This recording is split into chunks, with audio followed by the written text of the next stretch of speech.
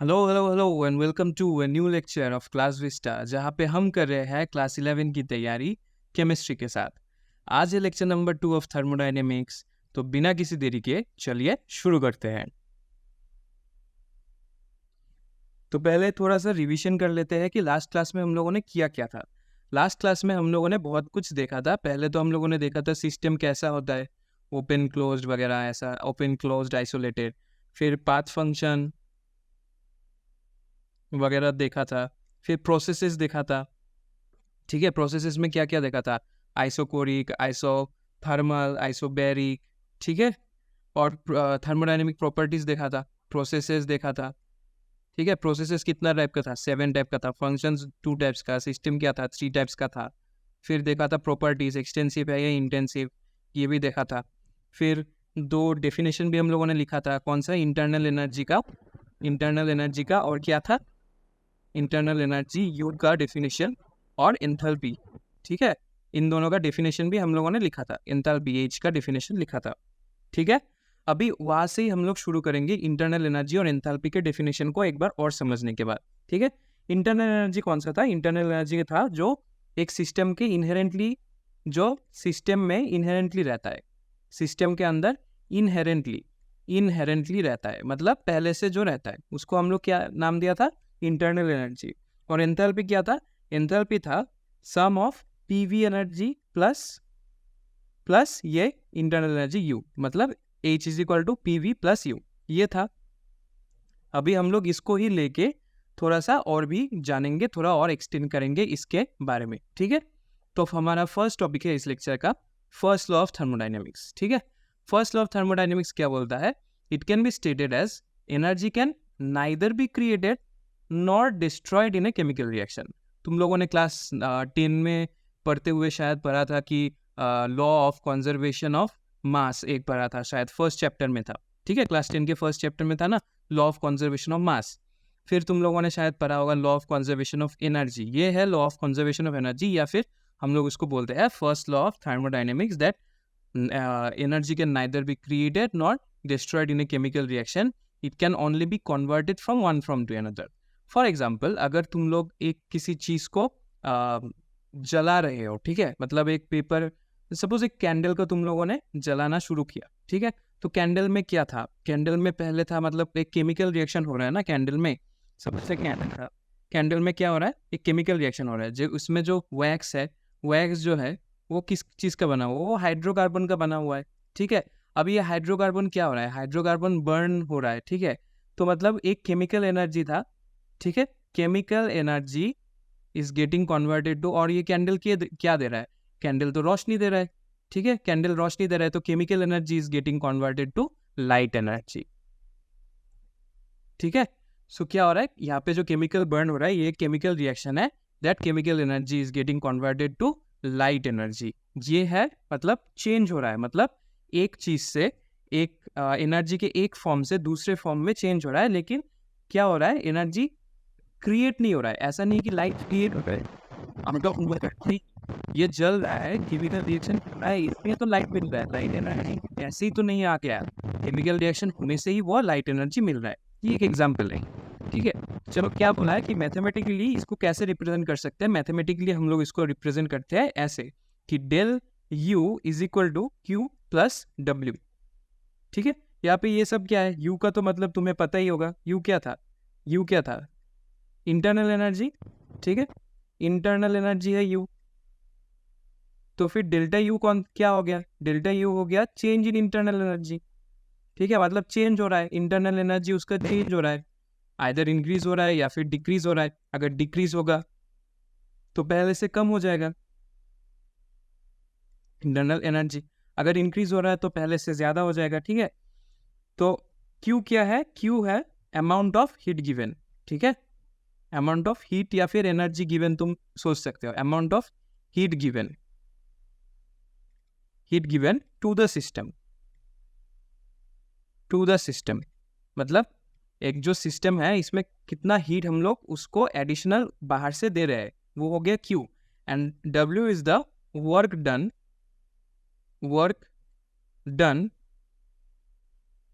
मतलब amount of work done given to the system.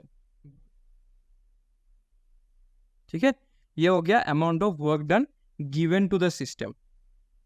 ठीक है, अभी इसमें एक चीज नोट करके रखना, ठीक है, मैं यहाँ पे नेक्स्ट पेज में लिखा रहा हूँ, नोट करके रखना।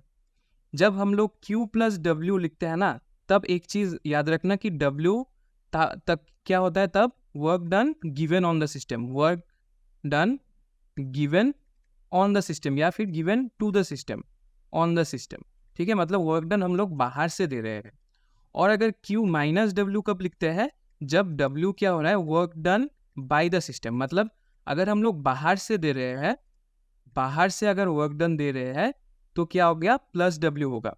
और अगर सिस्टम कोई वर्क कर रहा है तो क्या हो जाएगा, माइनस हो जाएगा। ठीक है, इसको याद रखना, क्योंकि क्वेश्चन जब देगा ना, अगर इसमें से अगर कोई मैथमेटिकल क्वेश्चन दे दिया तो यहाँ पे मतलब सिर्फ वर्ड से ही वो लोग खेलेंगे कि अगर प्लस W होगा या माइनस W होगा, तब तुम्हें कॉन्फ्यूज करेंगे। प्लस W कब होगा, जब given on the system, and minus W is work done by the system. ठीक है, ये हो गया हम लोगों का फर्स्ट लॉ ऑफ थर्मोडाइनेमिक्स। चलो अभी इसको लेके एक मैथ, एक न्यूमेरिकल देखते हैं कैसे न्यूमेरिकल आता है। ठीक है, तो ये है, देखो क्या दिया हुआ है, ये system absorb 200 joule of heat, 200 joule of heat उसने एब्जॉर्ब किया, मतलब 200 joule of heat is given to the system, बाहर से आ रहा है। ठीक है, याद रखना। एंड परफॉर्म्स, मतलब उसने परफॉर्म किया, सिस्टम ने परफॉर्म किया 100 जूल ऑफ वर्क।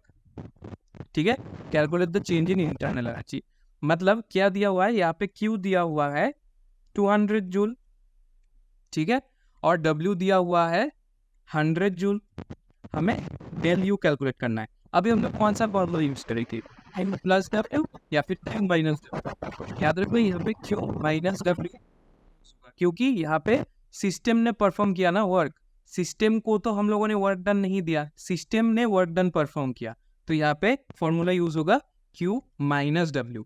तो क्या आ जाएगा, 200 माइनस 100। ठीक है, कितना आ गया, 100 जूल्स। ठीक है, याद रखना, क्योंकि सिंस, याद रखना सिंस ऐसे नहीं करता, W is amount of work done, amount of work done by the system. ठीक है, याद रखना, ये है amount of work done by the system. ठीक है, अभी ये हो गया एक न्यूमेरिकल, ऐसे टाइप का ही न्यूमेरिकल्स आ सकता है एग्जाम में, इस हार्ड ज्यादा नहीं आएगा, इस टॉपिक से अगर कुछ आता है तो इजी न्यूमेरिकल्स ही आएगा। ठीक है, सो नेक्स्ट टॉपिक क्या है, नेक्स्ट टॉपिक है relationship between del H and del U. Del H क्या है यहाँ पे, डेल एच याद रखना, डेल एच इज एंथैल्पी, याद है ना, del H is change in enthalpy. ठीक है, डेल यू क्या हो गया, चेंज इन इंटरनल एनर्जी। ठीक है, तो इसको कैसे हम लोग, इसका एक डिराइवेशन टाइप का है, तो उसको देखेंगे। तो इसको प्रूव करने के लिए हमें कुछ एजम्पशंस करना होगा। ठीक है, एजम्पशंस क्या है, जैसे हम लोग ऐसे पकड़ते हैं ना लेट, वैसे ही कुछ पकड़ना होगा। क्या होगा, लेट हमें क्या पकड़ना होगा, let a system has internal energy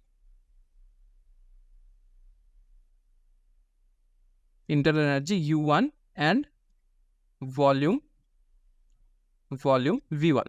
ठीक है, एक सिस्टम है जिसका इंटरनल एनर्जी पहले स्टेज पे इनिशियली क्या था, U1 एंड वॉल्यूम क्या था, V1।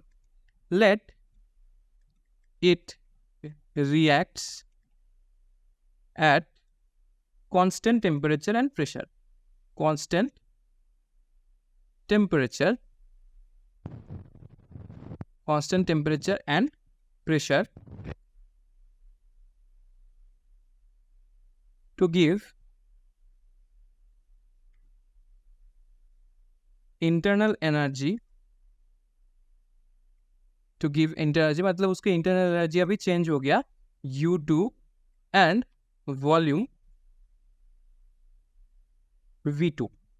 ठीक है, अभी और क्या पकड़ना होगा, लेट अभी एंथैल्पी को पकड़ना होगा, H1 and H2 are the enthalpy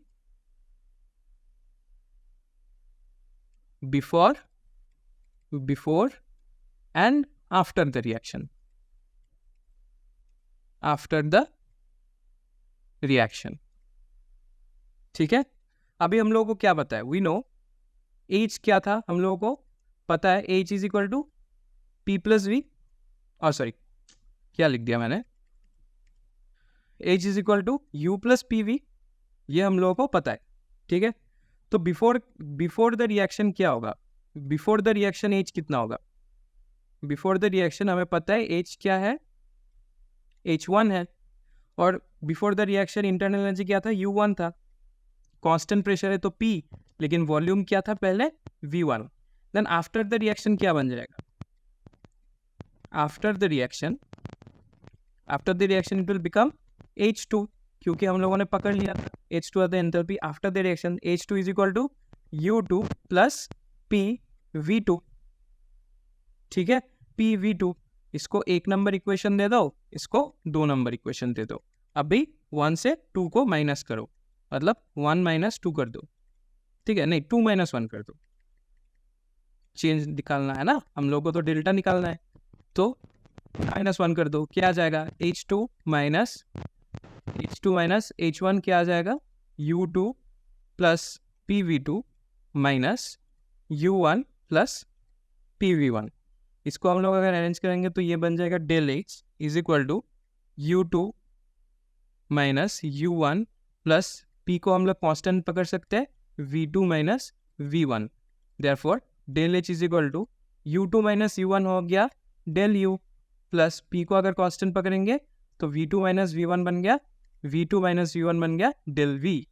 तो दिस इज द रिएक्शन। रुको इसको मैं बॉक्स में रख देता हूँ, ठीक है। This is the relation between U and H and also other terms P and V, ठीक है। Relationship between enthalpy change in enthalpy and change in internal energy is given by del H is equal to del U plus P del V, ठीक है, याद रहेगा। चलो अभी एक चीज और लिख लो, ठीक है, एक चीज नोट में लिख लो। यहाँ तक तुम लोगों ने पॉज करके एक बार, अगर तुम लोगों ने नहीं लिखा होगा तो पॉज करके वीडियो ये लिख लो, ठीक है। और एक चीज नोट में लिख लेना, नोट में किया था, नोट में लिखो फॉर n मोल्स, अरे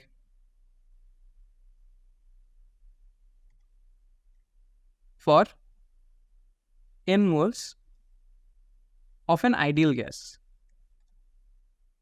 for n moles of ideal gas क्या हो जाएगा, n moles of ideal gas अगर ideal gas रहेगा तो PV is equal to nRT, ठीक है। ये रिलेशन वो लोग फॉलो करते हैं, क्या है, PV equal to nRT।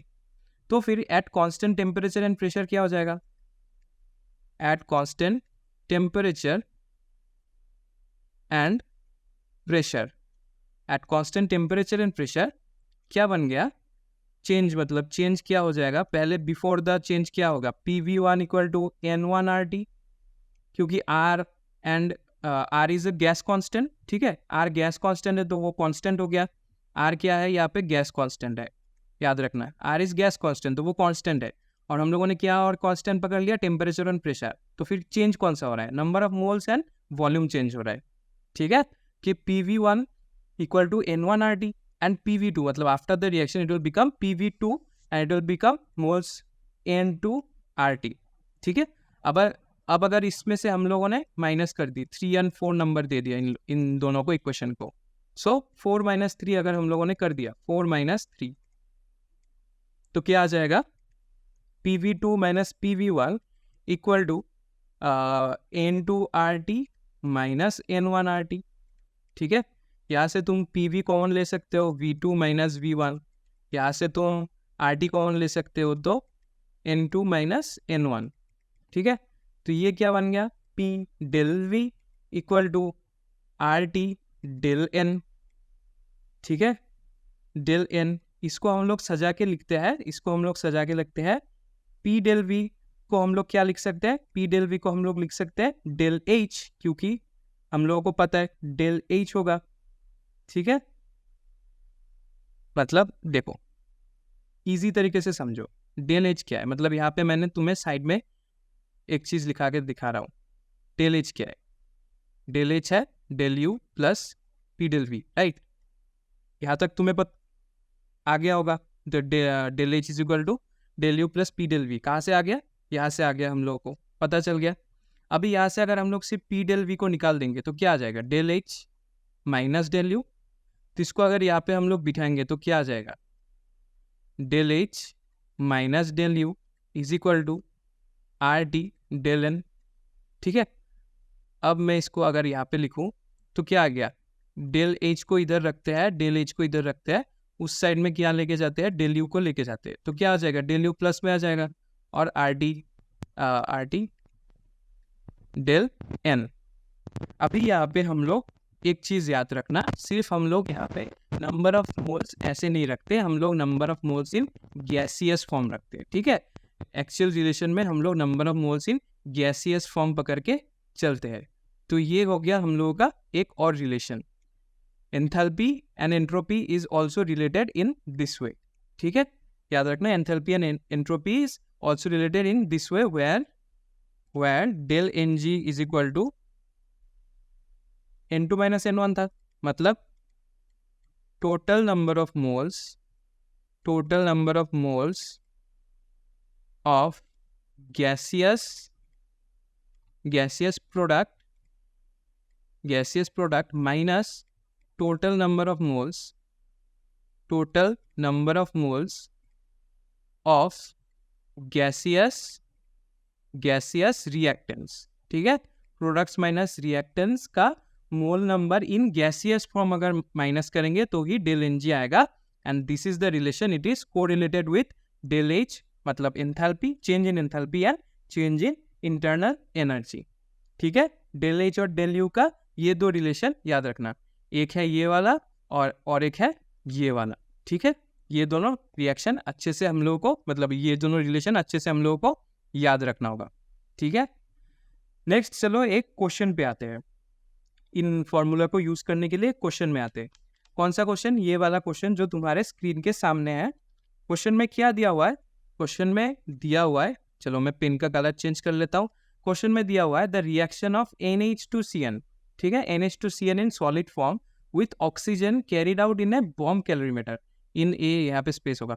ठीक है, विथ ऑक्सीजन, ठीक है, in a bomb calorimeter and del U was found to be इतना। डेल यू का वैल्यू कितना है, ये हम लोग लिख के रखते हैं। डेल यू कितना है, -742.7 किलो जूल पर मोल। ठीक है, किलो जूल पर मोल एट 298 केल्विन। ठीक है, 298 केल्विन में ये है। Calculate del H at 298 kelvin for the reaction. ये वाला रिएक्शन में हम लोग को डेल एच कैलकुलेट करना है। ठीक है, जो रिएक्शन बॉम्ब कैलोरीमीटर में होता है जब NH2CN is reacted with oxygen, ठीक है, इन ए बॉम्ब कैलोरीमीटर। तो ये जो रिएक्शन है उसका डेल एच हमको निकालना है। तो हमें क्या बताए, वी नो, हमें क्या बताए, डेल एच का फॉर्मूला क्या है, डेल एच का फॉर्मूला है del U plus R T del N G. ठीक है, डेल यू इज दिस। अब अगर इसको हम लोग कन्वर्ट करेंगे किलो जूल से, हम लोग इसको जूल में बनाना पड़ेगा, जूल पर मोल में बनाना पड़ेगा।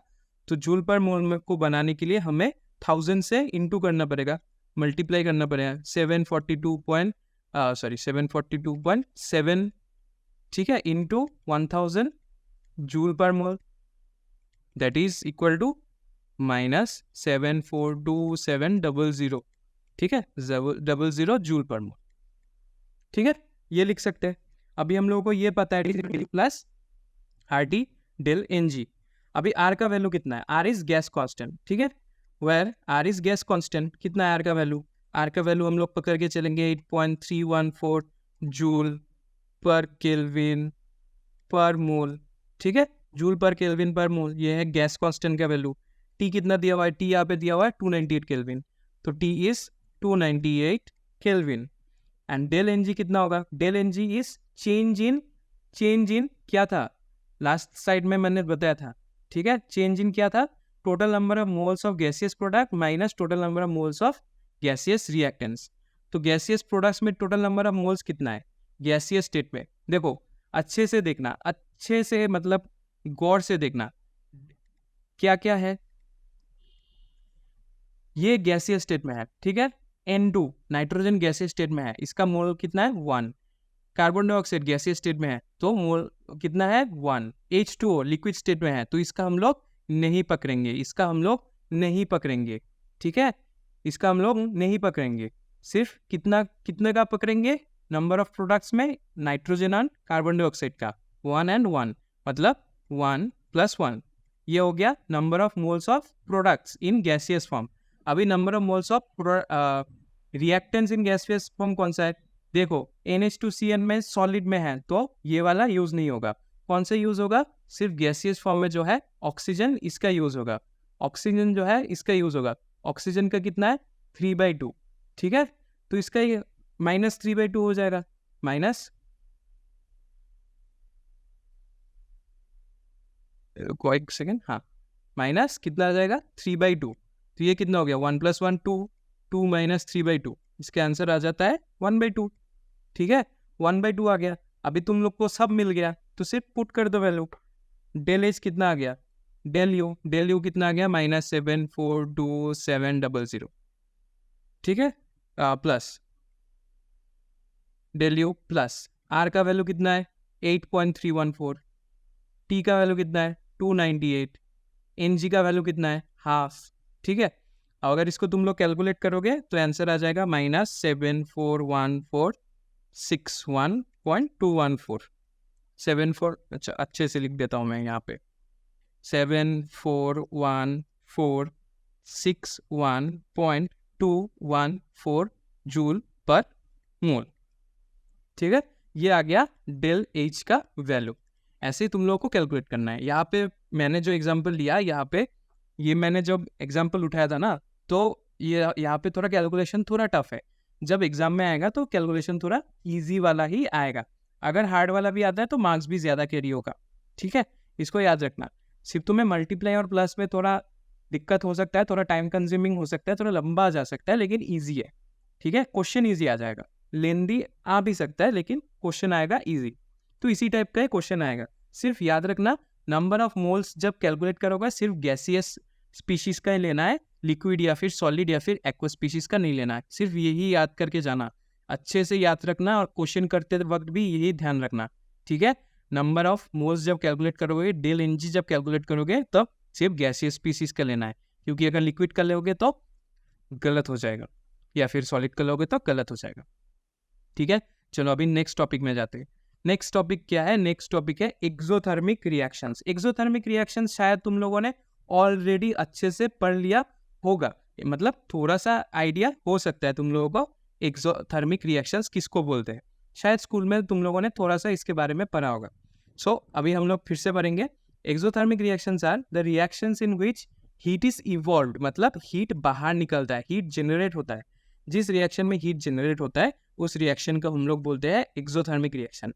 एक common day to day life example तुम लोगों को शायद पता होगा कि जब वो बाजार से जो चूना लाता है ना, चूना, ठीक है, तो वो चूने में जब हम लोग उसमें वाटर को डिसॉल्व करते हैं, तब वहाँ पे वो जो पतीले में जो हम लोग चूने को मतलब डिसॉल्व करते हैं ना, तो उस वो बहुत गर्म हो जाता है और रिएक्शन भी बहुत विगोरस होता है। तुम लोग देख सकते हो कि बबल भी फॉर्म्स होते हैं।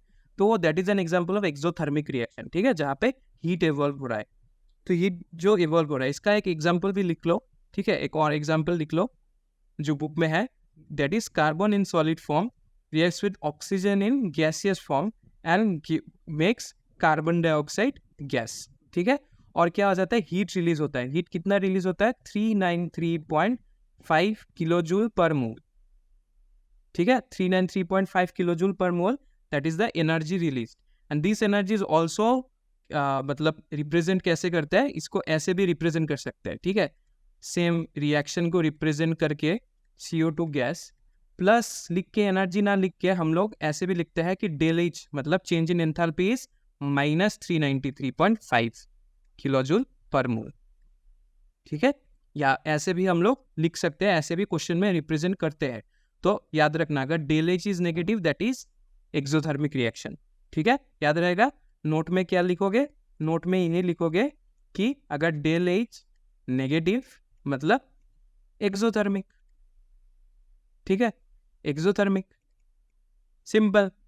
अभी चलो नेक्स्ट टॉपिक में जाते हैं। Next topic is related to exothermic reactions, that is endothermic reactions. Endothermic reactions कौन सा होता है? The reaction in which heat is absorbed, मतलब हीट दिया जाता है, ठीक है, बाहर से हीट दिया जाता है। रिएक्शन को शुरू करने के लिए या फिर पूरा करने के लिए हमें बाहर से एनर्जी सप्लाई करना होगा, हीट सप्लाई करना होगा। इसको एक बोलते हैं एंडोथर्मिक रिएक्शन। इसका एक एग्जांपल लिख लो, 6CO2 plus 6CO2 gaseous form, 6CO2 in gaseous form plus 6H2O in liquid form, H2O in liquid form turns into C6H12O6। मतलब क्या हो गया, ये है फोटोसिंथेसिस का एक process. 6CO2 plus 6CH2 turns into glucose plus 6 oxygen gas and energy is absorbed, मतलब energy देना पड़ता है, माइनस में एनर्जी होगा कितना, 2840 किलो जूल पर मोल। जो एनर्जी फोटोसिंथेसिस, ये तो फोटोसिंथेसिस का पार्ट बन गया, ये पूरा तो फोटोसिंथेसिस का रिएक्शन है ना, ये पूरा तो फोटोसिंथेसिस का रिएक्शन है। अभी ये फोटोसिंथेसिस रिएक्शन के लिए और एक चीज बहुत इंपॉर्टेंट है, याद है ना, कौन सा चीज, sunlight is very important, because sunlight से ही ये जो एनर्जी है दैट कम्स फ्रॉम सनलाइट। ठीक है, ग्रीन प्लांट्स पे सनलाइट ही ये एनर्जी देता है, क्योंकि फोटोसिंथेसिस इज एंडोथर्मिक रिएक्शन जहाँ पे एनर्जी की जरूरत है। ठीक है, और यहाँ पे भी हम लोग सेम रिएक्शन को ऐसे भी रिप्रेजेंट कर सकते हैं डेल एच के फॉर्म में। सेम रिएक्शंस फिर से हम लोग लिखेंगे एक बार, C6H12O6 plus 6O2 gas, and instead of writing negative में ये एनर्जी हम लोग लिखते हैं डेल एच, जब नेगेटिव बन जाएगा यहाँ पे पॉजिटिव 2840 किलो जूल पर मोल। तो यहाँ पे नोट क्या लिखोगे, यहाँ पे नोट लिखोगे if del H is negative, इसका मतलब क्या है, एंडोथर्मिक रिएक्शन है, it is an endothermic reaction, याद रहेगा, it is an endothermic reaction. Del H negative होने से, डेल एच पॉजिटिव होने से, डेल एच नेगेटिव होने से एक्सोथर्मिक, डेल एच पॉजिटिव होने से एंडोथर्मिक। ठीक है, यहाँ पे पॉजिटिव है ना, del H is positive, that means endothermic, energy is given, energy बाहर से दिया जा रहा है। ठीक है, ये हो गया एंडोथर्मिक एंड एक्सोथर्मिक रिएक्शंस का के बारे में थोड़ा बहुत जानकारी। नेक्स्ट क्या आ जाएगा, नेक्स्ट आ जाएगा हम लोगों का हीट कैपेसिटी। अभी बहुत इंपॉर्टेंट कुछ टॉपिक्स हम लोग डिस्कस करेंगे हीट कैपेसिटी से रिलेटेड, तो अच्छे से मन लगा के ये सब अच्छे से पढ़ो, अच्छे से सुनो क्या मैं बोल रहा हूँ। हीट कैपेसिटी क्या है, heat capacity is the amount of heat required, ठीक है, to raise the temperature of a system through 1 degree centigrade. मतलब क्या है, मतलब क्या है, सपोज एक सिस्टम है, कुछ भी है, कुछ भी केमिकल्स है, उसका एक टेम्परेचर है, सपोज मान लो कि 25 डिग्री सेंटीग्रेड टेम्परेचर है। अभी इसको मैंने हीट में रख दिया, कुछ देर के बाद मैंने थर्मोमीटर डिप करके रखा था, ठीक है, जहाँ से मुझे पता चला कि 25 है। तो कुछ देर के बाद वो थर्मोमीटर क्या बोल रहा है, वो 26 डिग्री बन गया, ठीक है, 26 डिग्री बन गया। अभी 25 से 26 मतलब 1 डिग्री से राइज हो रहा है ना टेम्परेचर, तो उसमें कितना हीट रिक्वायर हो रहा था, ठीक है, कितना हीट उसने एब्जॉर्ब किया, कितना हीट हमने दिया कि 1 डिग्री बढ़ जाए किसी सिस्टम का टेम्परेचर। डिफरेंस कितना है, डिफरेंस दोनों का 1 डिग्री सेंटीग्रेड है। ये जो 1 डिग्री सेंटीग्रेड बढ़ रहा है ना, कितने हीट में वो टेम्परेचर 1 डिग्री सेंटीग्रेड बढ़ रहा है, वही उसका हीट कैपेसिटी है, ठीक है। और याद रखना, ये जो हीट कैपेसिटी है ना, ये हर सिस्टम के लिए अलग अलग होगा।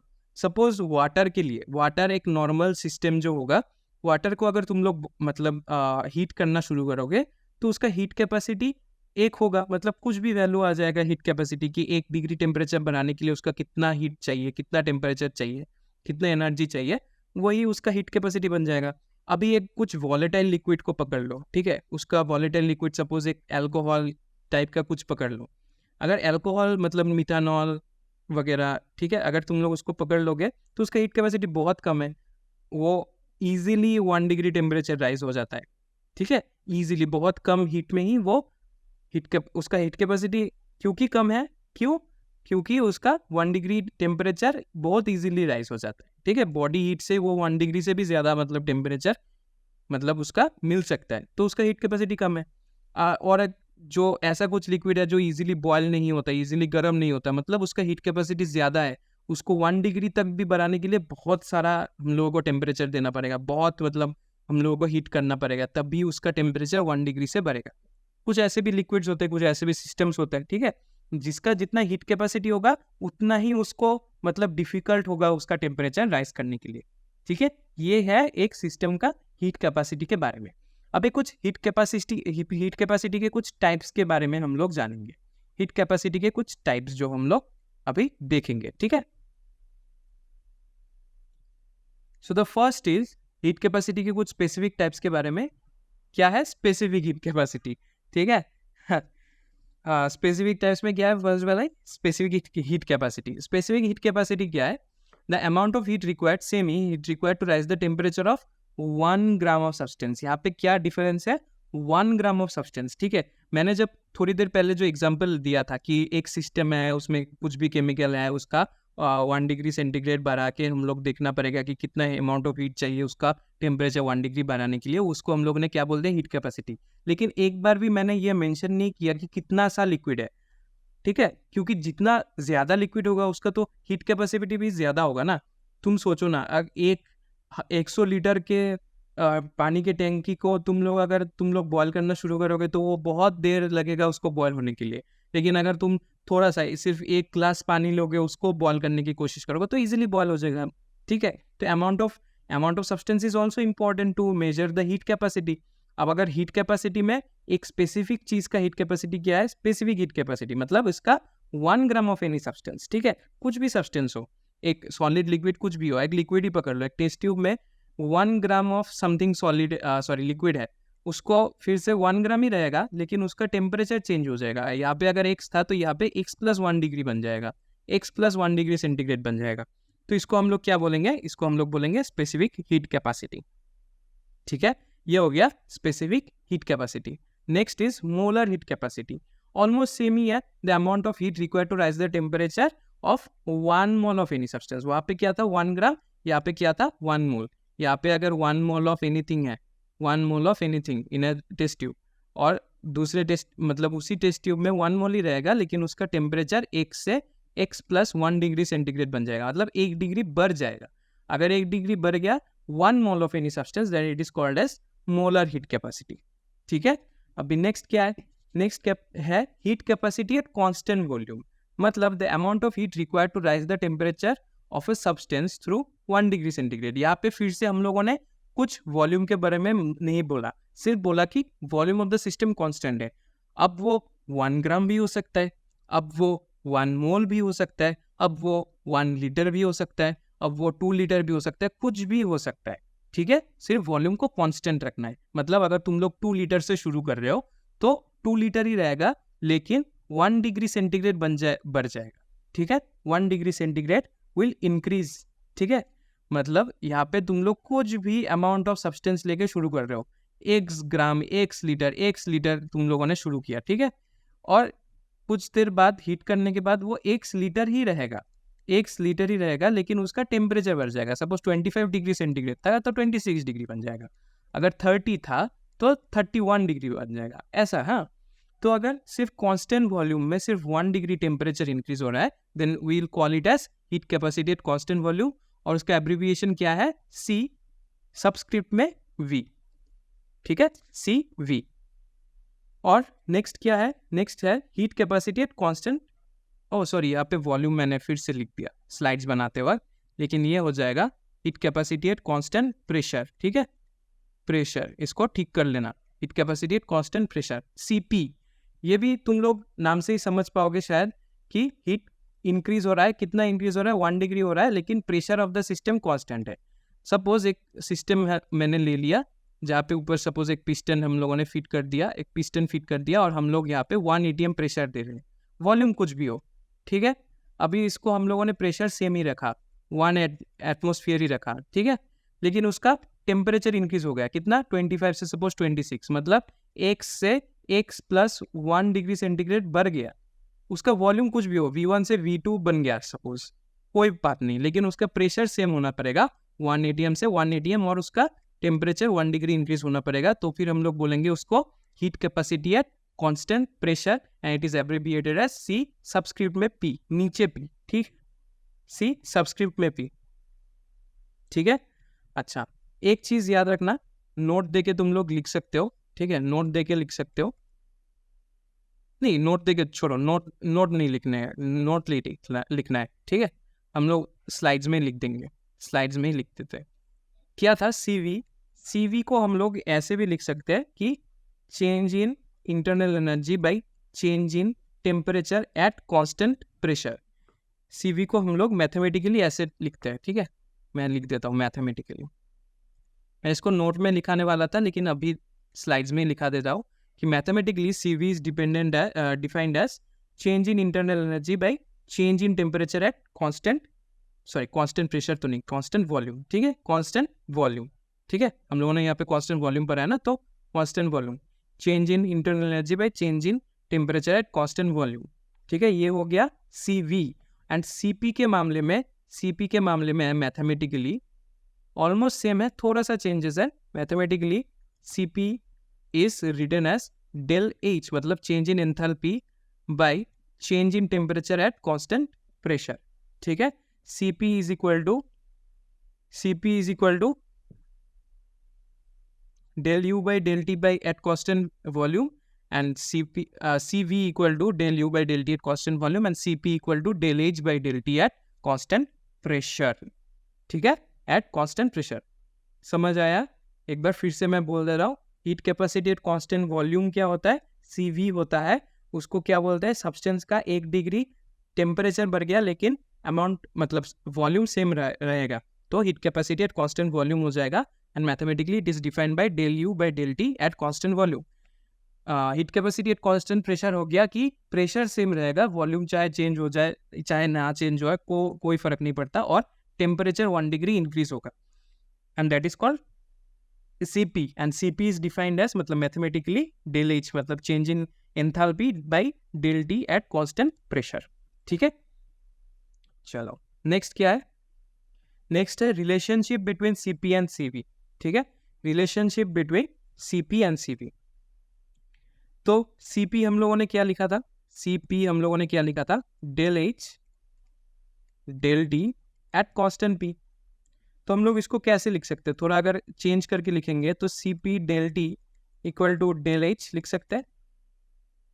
CP मतलब डेल टी इधर लेके चले गए, क्रॉस मल्टीप्लाई कर दिया, तो CP del T is equal to del H। इसको 1 नंबर इक्वेशन दे दो। एंड CV हम लोगों को क्या पता है, CV पता है कि del U by del T at constant volume. इसको अगर फिर से हम लोग ऐसे ही मतलब डेल टी को उधर लेके जाए, क्रॉस मल्टीप्लाई कर दे, तो सॉरी CV डेल टी बन जाएगा del U। That will be equation number 2। समझ आया ना? यही अभी हम लोगों ने यही किया। अभी हम लोगों को क्या पता है, वी नो क्या पता है, H is equal to U plus PV, ठीक है। पहले ही बोला था मैंने, लास्ट क्लास में ही बताया था कि enthalpy is equal to internal energy plus PV energy. And del H क्या था, डेल H भी हम लोगों ने निकाला था, del U plus P del V, ठीक है। अब अगर for 1 mole of gas, for 1 mole of ideal gas, suppose पकड़ लो 1 मोल ऑफ आइडियल गैस, क्या था, आइडियल गैस के लिए PV इक्वल टू NRT। अभी N का वैल्यू क्या बन गया 1, तो PV इक्वल टू RT। समझ आया ना? Since N is equal to 1 हम लोगों ने पकड़ लिया क्या, 1 मोल ऑफ गैस ना, तो PV equal to NRT, N का वैल्यू बन गया 1, तो PV इक्वल टू RT। तो हम लोग इसको लिख सकते हैं del H is equal to del U plus R del T। Del R क्यों नहीं लिखा, डेल आर नहीं होता, मतलब चेंज गैस कांस्टेंट तो चेंज नहीं होगा क्योंकि वो कांस्टेंट है। अभी डेल एच की जगह पे तुम लोग ये वैल्यू पुट कर सकते हो, CP डेल टी पुट करके देखो, CP डेल टी इक्वल मतलब डेल एच की जगह पे इक्वल टू डेल यू की जगह पे ये वाला वैल्यू पुट कर दो, CV del T plus R del T. आ गया? अभी हर किसी चीज से अगर हम लोग T कॉमन लेके बोथ साइड कैंसिल आउट कर देंगे तो क्या हो जाएगा, CP equal to CV plus R, मतलब CP minus CV equal to R आया, CP minus CV equal to R। अभी इसको हम लोग बॉक्स के अंदर रख देते हैं, बॉक्स के अंदर रख देते हैं, CP minus CV equal to R। This equation is also known as Mayer's equation, Mayer's equation, ठीक है।